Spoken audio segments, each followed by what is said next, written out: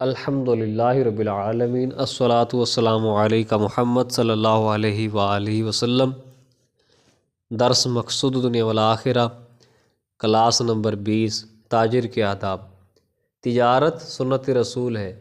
آقا دو جہاں صلی اللہ علیہ وآلہ وسلم نے اپنی نوعمری چڑھتی جوانی کے دنوں میں، سبحان اللہ کیسی جوانی کہ جس میں لوگ صادق بھی کہتے تھے، امین بھی کہتے تھے، رسول اللہ صلی اللہ علیہ وآلہ وسلم نے شام کی طرف، ملک شام کی طرف اپنے شفیق چچا حضرت ابو طالب کے ساتھ سفر تجارت کیا، اور پھر 25 سال کی عمر میں حضرت خدیجہ رضی اللہ تعالیٰ عنہ سے جب آپ صلی اللہ علیہ وسلم نے نکاح فرمایا تو اس کے پیش نظر، اس کے پہلے جو واقعہ ہوا وہ تجارت کے لیے آپ صلی اللہ علیہ وسلم حضرت خدیجہ رضی اللہ تعالیٰ عنہ کا سامان لے کر گئے تھے اور پھر وہاں پہ بیچا تھا۔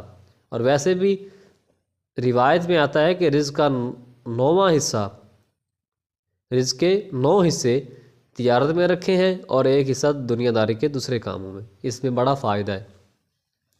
اب تاجر کے لیے آداب بھی ہیں۔ تاجر کو اپنا مال فروخت کرنے کے لیے مسلمانوں کے راستے پر نہیں بیٹھنا چاہیے، اس سے مسلمانوں کو تکلیف ہوگی۔ راستے پر نہ بیٹھے، اور مسلمان کو تکلیف دینا حرام ہے۔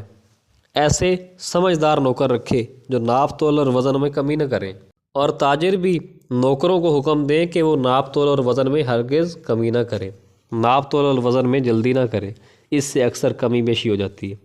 ترازو اور باٹ میں کوئی خرابی نہ ہو اور ان کو صاف کر کے استعمال کرے۔ جب کوئی صاحب عزت شخص کچھ لینے آئے تو اس کو عزت دیں۔ وَتُعِزُّ مَن تَشَاءُ وَتُذِلُّ مَن تَشَاءُ۔ عزت ذلت اللہ تعالیٰ کے ہاتھ میں۔ اگر اللہ تعالیٰ نے کسی کو عزت سے نوازا ہے تو ہمیں بھی چاہیے کہ اس کی عزت کرے، اور تاجر کو بھی چاہیے کہ اس کی عزت احترام سے پیش آئے۔ پڑوسی آئے تو اس پر احسان کرے۔ احسان، اب عدل اور احسان میں کیا فرق ہے؟ عدل ہے کسی کو پورا پورا حق دے دینا، اور احسان کیا ہے؟ کچھ زیادہ عطا کر دینا۔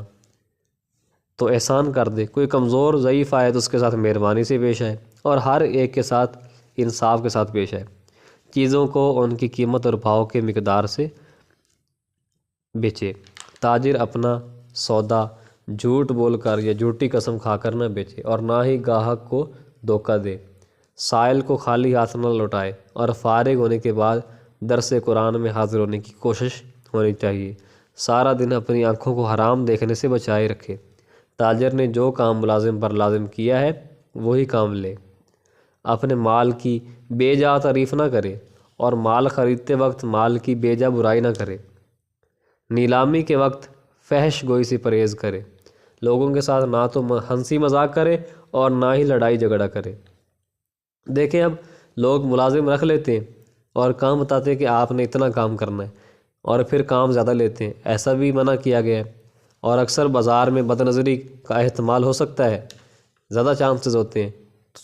تاجر کے لیے حکم ہے کہ وہ بد نظری سے بچے، اور پھر اپنا مال ایک تو ہے کہ اس کی گریڈنگ کر کے رکھے کہ اول درجہ، دوم، سوم، اور پھر اسی حساب سے ریٹ بھی فکس کرے۔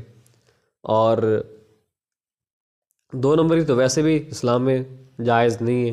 حضرت شعیب علیہ السلام کی قوم پر یہ ناپ تول میں کمی اور ملاوٹ کے حوالے سے اس گناہ کی وجہ سے ان پر عذاب آیا تھا۔ تو ایسے کاموں سے ہمیں خود بھی رکنا ہے، اور پھر مال کی ایسے ہی تعریف نہ کرتا پھرے ضرورت سے زیادہ۔ اور جب مال خریدے تو اب کسی نے اس کو بھی بیچا ہے تو ایسے ہی مال کی برائی نہ کرے، اور پھر جب نیلامی ہو رہی ہو تو فحش گوئی سے پرہیز کرے، گالیاں نہ نکالے، اور پھر لوگوں کے ساتھ نہ تو ہنسی مذاق کرے اور نہ ہی لڑائی جھگڑا کرے۔ زیادہ فری بھی نہ ہو اور زیادہ پھر اپنی زبان کو زحمت بھی نہ دے۔ اللہ تعالیٰ سے دعا ہے کہ ہمیں اسلام کی تعلیمات کے مطابق زندگی گزارنے کی توفیق عطا فرمائے۔ آمین ثم آمین۔